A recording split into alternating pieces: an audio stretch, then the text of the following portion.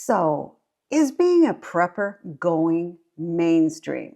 That's the question I'm asking today. It just seems like, the bomb out shelters and the bug out bags, they're not just for conspiracy theorists and survivalists anymore. It seems like millions of Americans and people elsewhere in the world, whether they lean to the left or to the right or right in between, are starting to prepare more for emergencies. So let's delve into that. Is that true? And why is it? They say the stats don't lie. Well, in this case, it's really hard to get firm statistics, for instance, on how many Americans are preppers.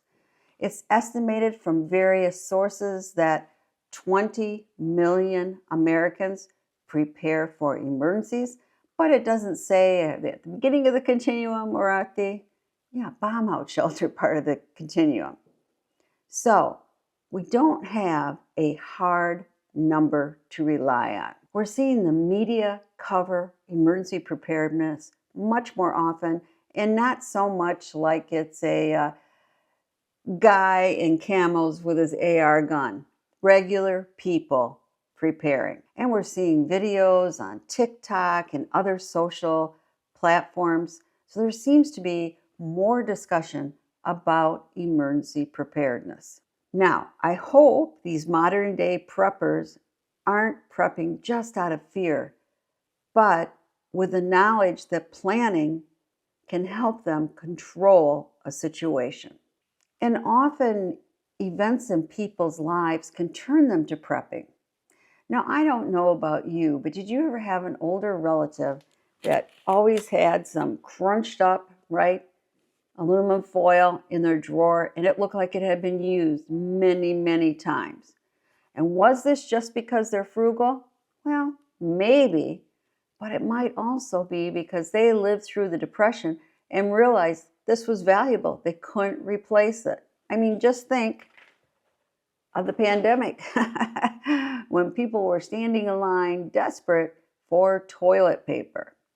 These type of events can change your perceptions, and you might say, well, I need to do something about this. I need to prepare for the future, so I'll never be out of toilet paper again. Basically, what has happened to a lot of people is I think they realize that the government can't always help us. The supply chain problems with our toilet paper and our groceries and other supplies, I think people realize, darn, I never thought this would happen. So hopefully they're now at the stage where, what can I do about it? And we're seeing wildfires and hurricanes and earthquakes, all those type of things that cause emergencies and makes people think, what would I do? What preps do I have? So it's kind of interesting. I think food insecurity is one reason. I think global unrest is another.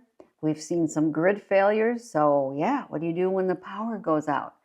People have lost their jobs, and there's weather extremes. And I'm sure there are many other reasons that people are turning to prepping. Emergency preparedness used to be more of a fringe, really kind of a hobby, more than a lifestyle in most cases.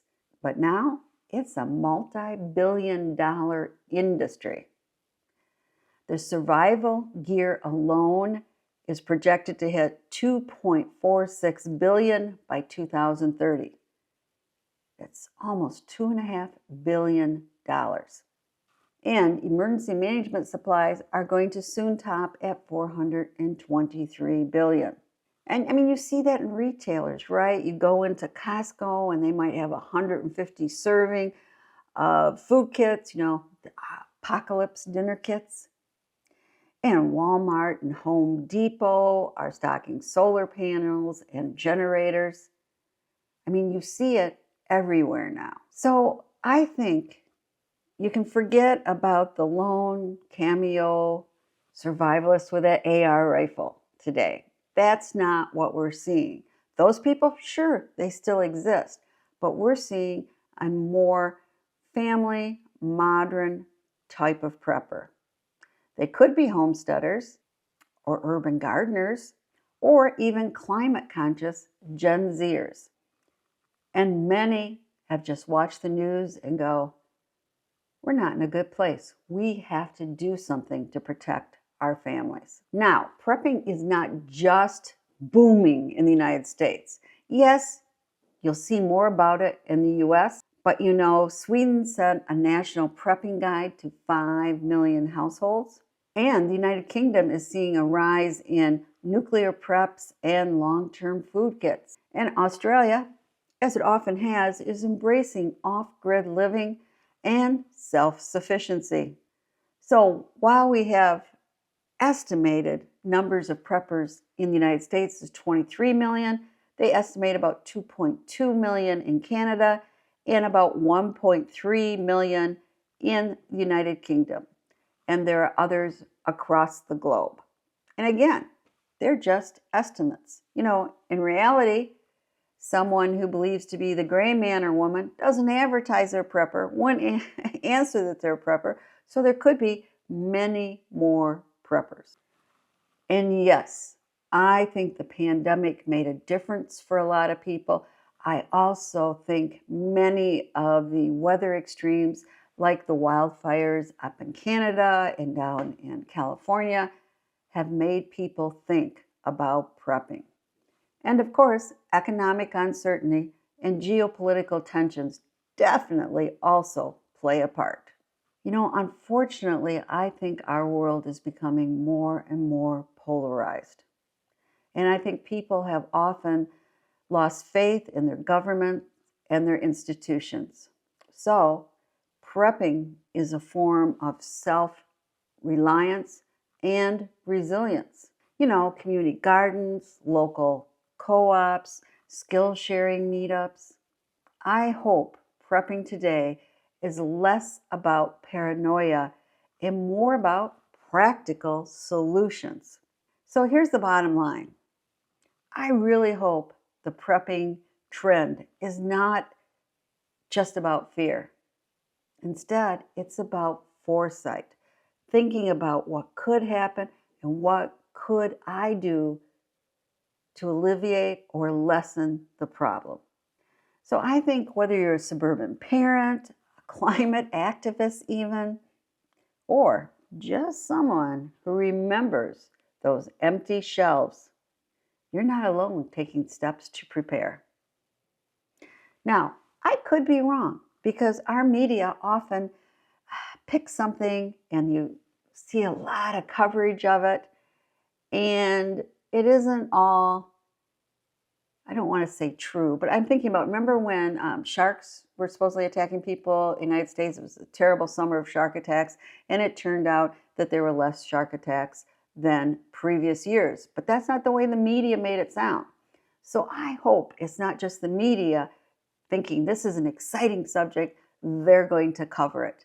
I hope it really is grassroots people prepping. But even if the media is covering it without really knowing what they're doing, I think any coverage that shows sane, regular people preparing for emergencies is a good thing. So, what are you preparing for right now? Are you afraid of more supply chain problems, food shortages, blackouts, or job loss? Whatever it is, please comment below. And I want to know, do you think more people are getting into emergency preparedness? I sure hope that's true, because the more people in it, the better we are all prepared. So as always, thanks for watching. I hope you comment. And of course, I appreciate a thumbs up and a subscribe button if you're new. But now, check out this video.